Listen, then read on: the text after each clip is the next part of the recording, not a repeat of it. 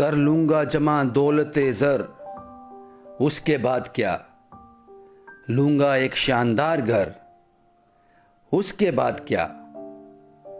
शेरो सुखन की खूब सजाऊंगा महफिलें, दुनिया में मेरा नाम होगा। मगर उसके बाद क्या? मौज आएगी, पैसा आएगा, कर लूंगा सारे जहां की सैर, वापिस वही पुराना नगर। उसके बाद क्या? एक दिन मौत जिशित का घर खटखटाएगी, बुझ जाएगा चिरागे कमर। उसके बाद क्या? उठी थी खाक खाक से, मिल जाएगी वहीं, उसके बाद किसको खबर? उसके बाद क्या? ये कहानी उन लोगों के लिए है जो बड़ी आसानी से हमें मजहब के नाम पर बांट देते हैं। ये कहानी एक ऐसे शख्स की है जो कई सालों से लोगों से मांगता रहा, भीख मांगता रहा किसी और के लिए, किसी और की सेवा के लिए। इसीलिए मैंने कहा ये कहानी उन लोगों को ज़रूर देखनी चाहिए जो बड़ी आसानी से हमें मज़हब के नाम पर बांट देते हैं और बड़ी आसानी से हम मज़हब के नाम पर बट भी जाते हैं। ये कहानी उन लोगों के लिए है। मेरा नाम राजकुमार राजा है।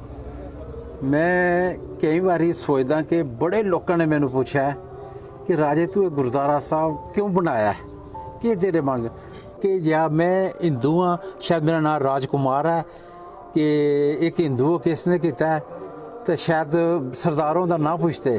और बड़े लोगों ने चीज़ मैंने पूछा है कि राजे तू गुरुद्वारा साहब के तेरे मन में आया, तू गुरुद्वारा साहब मतलब तू ये काम शुरू किया है, तो सच पुछो मैनू नहीं पता ने। जिथे किथे पाठ रखिया जांदा सी, चाहे वो मृतक दा होवे चाहे खुशी दा होवे, उत्थे अपनी टोकरी लगा देंदे सन। न्यूज़पेपर पढ़ते थे तो न्यूज़पेपर पढ़ते थे, उनको सामने लिखा आता था कि 10वां वगैरह है, तो वो पहले से ही प्लान बनाते थे, टिक कर लेते थे कि एक अलग से उन्होंने नोटबुक लगाई थी, उस पर सारा लिख देते थे कि इस जगह पे मैंने इसी डेट को जाना है। तो मतलब वो प्लानिंग के हिसाब से होता था। जो फलाने का सोरे का उसकी डेथ हो गई है, वो सोरा साहब का 10वां है, फिर मैं उत्थे पहुँच जाना, टोकरा लैके संगत के विच आप जाना कि जो भी किन्ने किसी की जी 5-10 जिन्नी श्रद्धा सी मतलब कि असी उस सेवा लोग टोकरे पा छड़ते सन। शुरू में मैनू लग्या कि इन्ना वड्डा काम जिहड़ा है वो करना मुश्किल है। शायद मेरी तरह और भी लोगों को इस तरह की सोच लगी होनी कि किस तरह होएगा, क्योंकि हर जगह ते टोकरा वगैरह लगाना ते इस तरह करके पैसा इकट्ठा करना ते काम जिहड़ा थी वो बहुत वड्डा सी। विच गल्लां बड़ियां कर छड़दे सन, वो चलिया मंगता, वो देखो चलिया, वो टोकरा लेके चलिया करते सन, मगर मैं बिल्कुल इग्नोर करता सा। मैं बिल्कुल इस गल नहीं परवाह की चीज़ होंदी सी कि इक्को जगह ते बार-बार फंक्शनस होंदे सन। जिस तरह सिंबल कैंप का उदाहरण ले लेंदे असीं, सिंबल कैंप गुरुद्वारे च कोई इस तरह का समागम हो रहा है या इस तरह की कोई गैदरिंग हो रही है, ले मैं जान सकदा कई बार मैनू वो चीज़ें रैपूटेशन विच मिलदी सी ते मैनू लगदा सी कि किन्नी वार मतलब ये चीज़ होएगी ते कदों वाहिगुरू जी दी मेहर होएगी ते कंप्लीट होणगे। किसी जवान बच्चे की डेथ हो जाती सी ना, उत्थे ही मैं टोकरा लाया, कहता ना छोटा देखता ना बड़ा देखता, ये टोकरा लेके आ जाता है। मैं तुहानू रियल गल दसदा, मेरे ब्रदर की डेथ होई सी, उन्हां दी उम्र 50 साल सी। मैनू भरा दा दुख अपनी जगह, मेरा जवान भरा गया दुख, मगर जिहड़ा मेरी एक जिहड़ी मेरी सेवा सी ना टोकरा साहब दी, वो अपनी जगह मेरी शरदा। उत्थे लाया टोकरा रुपया, मेरा 47,000 रुपया बन गया से जी। जब मेरे पापा गुरुद्वारा साहब में बैठते थे, जब पाठ हो रहा तो टोकरी ले जाते थे, तो मतलब एक अलग सी फीलिंग आती थी कि कुछ टाइम के लिए होता था कि पापा मतलब क्या कर रहे हैं, थोड़ी सी शेम महसूस होती थी। इन्हों ने लोगों के घर घर जाके लोगों को मिल के, दोस्तों मित्रों को मिल के, क्योंकि इन्ना बड़ा स्थान तैयार करना होए तो माया की तो जरूरत पैंदी है। उन्होंने किसी कमी नहीं होती, वेल्दी फैमिली से बिलोंग करते हैं हम, मतलब कभी कभी होता था, लेकिन फिर जब लास्ट में सोचते थे कि मतलब किसी अच्छे के लिए हो रहा है, वाहिगुरू जी के लिए काम कर रहे हैं, तो एक अच्छी चीज़ के लिए काम हो रहा है, तो फिर वो चीज़ सारी दिमाग से निकल जाती थी।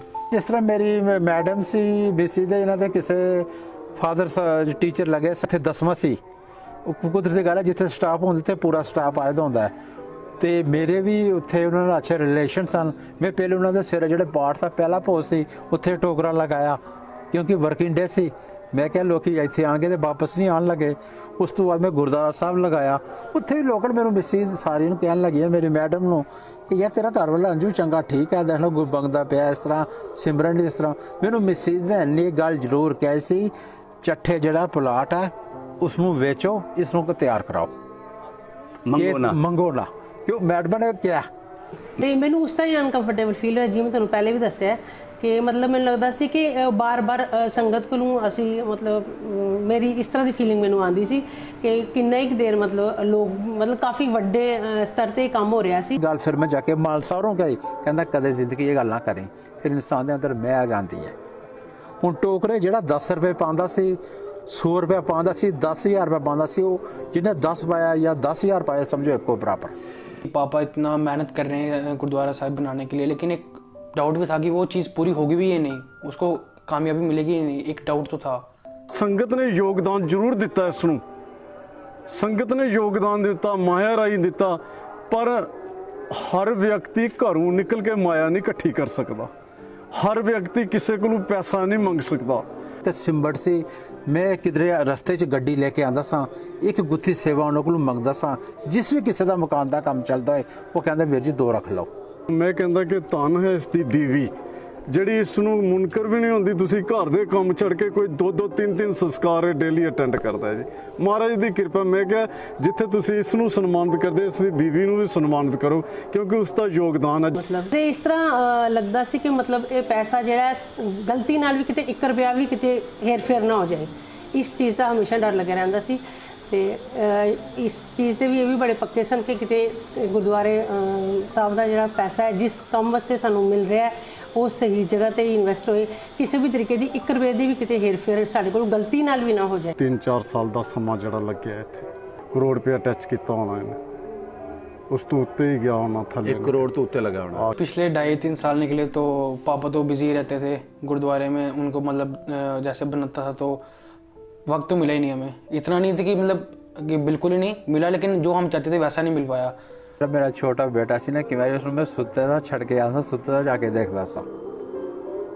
ਸਹੀ, क्यों ये भी मेरा घर है। काया तो करते थे, मम्मा भी बोलते थे कि अब लेट आते हो, तो पापा बोलते थे, लेकिन पापा खुश होते थे काफ़ी जब वो देखते थे फ़ोटोज़ वगैरह करा के, रोज़ देखते थे कि मेरे को बताते थे कि ये देखो आज ये काम हो गया, ये किया आज, ये देखो ये मटेरियल और लाया, तो मतलब उनको काफ़ी उनको खुश देख के हमें भी एक खुशी मिलती, उनको मोटिवेशन होती थी। ਸਿੰਘਪੁਰਾ ਮਰਾਲੀਆਂ 'ਚ ਮੀਰਾ ਸਾਹਿਬ ਦੇ ਜਿਸਲੇ ਮੈਂ ਗਿਆ, ਉੱਥੋਂ ਲੋਕ ਆਪਣੀ ਜਿਹੜੀ ਡੈੱਡ ਬਾਡੀ ਹੈ ਤੇ ਇੰਦਰਾ ਨਗਰ ਤੁਸੀਂ ਨਿਟਸ ਕਾਲਜ ਦੇਖਿਆ ਹੋਣਾ, ਉੱਥੇ ਤੱਕ ਮੈਂ ਦੇਖਿਆ ਲੋਕੀ ਪੈਦਲ ਜਾਂਦੇ। ਫਿਰ ਮੇਰੇ ਮਨ ਵਿੱਚ ਖਿਆਲ ਆਇਆ, ਮੈਂ ਇਹ ਕਿਉਂ ਨਾ ਇੱਕ ਇੱਥੇ ਗੱਡੀ ਅੰਤਮ ਯਾਤਰਾ, ਇੱਕ ਗੱਡੀ ਬਣਾਈ ਜਾਏ ਅੰਤਮ ਯਾਤਰਾ ਵਾਹਨ, ਜਿਸ ਤਰ੍ਹਾਂ ਕਿ ਨਾਨਕ ਨਗਰ ਗੁਰਦੁਆਰਾ ਸਾਹਿਬ ਵਿੱਚ ਹੈ। ਫਿਰ ਜਿੰਨੇ ਵੀ ਮੀਰਾ ਸਾਹਿਬ ਦੇ ਲੋਕ ਸਨ, ਪ੍ਰੇਮ ਨਗਰ ਦੇ, ਬਰੀਨ ਨਗਰ ਦੇ, ਕ੍ਰਿਸ਼ਨਾ ਨਗਰ ਦੇ, ਸਿੰਬਲ ਦੇ, ਜਿੰਨੇ ਵੀ ਸਨ, ਇਹਨਾਂ ਨੇ ਸਾਰਿਆਂ ਦੀ ਮੈਨੇ ਹੈਲਪ ਕੀਤੀ ਹੈ। ਉਹ 5.5 ਲੱਖ ਰੁਪਏ ਦੀ ਜਿਹੜੀ ਉਹ ਗੱਡੀ ਉਸ ਲਈ ਤਿਆਰ ਹੋਈ ਹੈ। ਕਿ ਹੋਰ ਜਗ੍ਹਾ ਜੂਗਾ ਖਰੀਦ ਰਿਹਾ, ਕੋਈ ਹੋਰ ਕੰਮ ਕਰ ਰਿਹਾ, ਕਿ ਉਪਰਾਲਾ ਕਰਨਾ, ਕੋਈ ਵਿਦਿਆਲਿਆ ਖੋਲ੍ਹਣਾ, ਇਸਨੇ ਜਾਂ ਅੰਤਮ ਯਾਤਰਾ ਦੀ ਵੱਡੀ ਗੱਡੀ ਲੈਣ ਦੀ ਤਿਆਰੀਆਂ ਕਰ ਰਿਹਾ,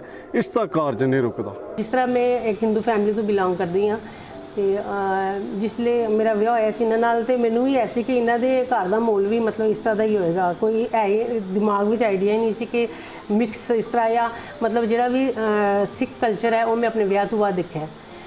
ਬੱਚੇ ਨੂੰ ਜਿਸ ਮੈਂ ਸਰਦਾਰ ਬਣਾਇਆ ਤੇ ਮੇਰੇ ਕੋਈ ਮਿਸੀ ਨੇ ਉਹਨਾਂ ਨੂੰ ਸਮਝਾਇਆ ਮੈਂ, ਤੇ ਸ਼ੁਰੂ ਵਿੱਚ ਤੁਹਾਨੂੰ ਪਤਾ ਹੈ ਜਿਹੜਾ ਇੱਕ ਸਿਸਟਮ ਸਾਡਾ ਚੱਲ ਰਿਹਾ ਹੈ ਉਸ ਤੋਂ ਹਟ ਕੇ ਥੋੜਾ ਚੇਂਜ ਲਿਆਓ ਤਾਂ ਥੋੜਾ ਮੁਸ਼ਕਿਲ ਹੋਈ ਸੀ, ਮੁਸ਼ਕਿਲ ਹੁੰਦੀ ਹੈ, ਥੋੜੀ ਲੱਗੀ ਸੀ, ਲੇਕਿਨ ਬੜੇ ਜਲਦੀ ਉਸ ਚੀਜ਼ ਨੂੰ ਮੈਂ ਅਡਾਪਟ ਕਰ ਲਿਆ। ਇਵਨ ਬਣ ਕੇ ਮੇਰੇ ਜਿਹੜੇ ਸੱਸ ਸਹੁਰਾ ਹਨ, ਉਹਨਾਂ ਦੇ ਪੂਰੇ ਪਰਿਵਾਰ ਖਾਨਦਾਨ ਦੇ ਵਿੱਚ ਕੋਈ ਸਿੱਖ ਤੇ ਹੈ ਨਹੀਂ ਨਾ, ਉਹਨਾਂ ਨੇ ਵੀ ਇਹ ਕਿਹਾ ਜਿੱਥੇ ਸਾਡੇ ਬੱਚੇ ਖੁਸ਼ ਹਨ ਉੱਥੇ ਅਸੀਂ खुश हैं। मज़हब के बारे में बातें करते हैं कि मज़हब ये है वो है, मुझे तो हंसी आती है उनके बारे में कि उनकी ये बातें सुनकर कि ये मज़हब ये है वो है, सबसे ऊंचा मज़हब है वो इंसानियत का मज़हब है, उससे ऊंचा कोई चीज़ नहीं है। ਹੁਣ ਮੇਰੀ ਜਿਹੜੀ ਮਿਸੀ ਹੈ ਉਹ ਹਿੰਦੂ ਪਰਿਵਾਰ ਤੋਂ ਹਨ, ਆਸੇ ਨਹੀਂ ਕਦੇ ਰੋਕਿਆ, ਮੰਦਿਰ ਵੀ ਜਾਣ, ਗੁਰਦਾਰੇ ਵੀ ਜਾਣ, ਜਿੱਥੇ ਮਰਜ਼ੀ ਜਾਣ, ਇਹ ਬਸ ਹੀ ਬਿਲਕੁਲ ਉਹਨਾਂ ਨੂੰ ਨਹੀਂ ਕਿਹਾ ਕਿ ਤੁਸੀਂ ਗੁਰਦਾਰੇ ਹੀ ਜਾਣਾ। ਸਾਡੇ ਘਰ ਵਿੱਚ ਸਾਰੇ ਧਰਮ ਰਹਿੰਦੇ ਨੇ ਜੀ, ਹਿੰਦੂ ਵੀ ਹਨ, ਸਿੱਖ ਵੀ ਹਨ, ਸਭ ਹੈ।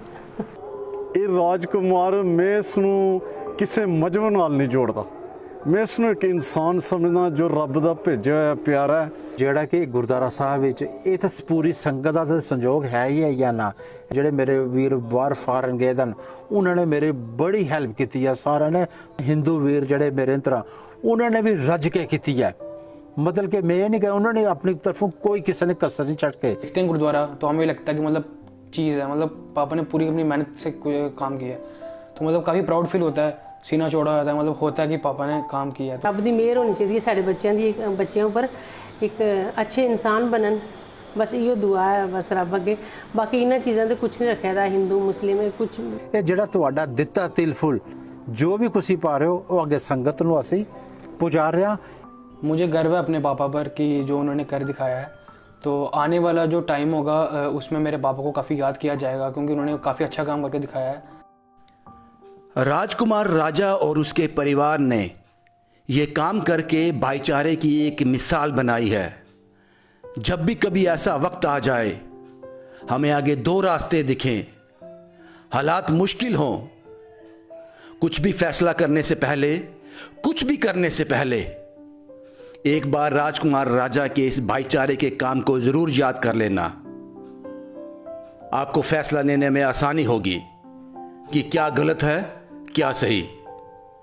शुभम कुमार के साथ Ravindra Singh, the state sentinel के लिए।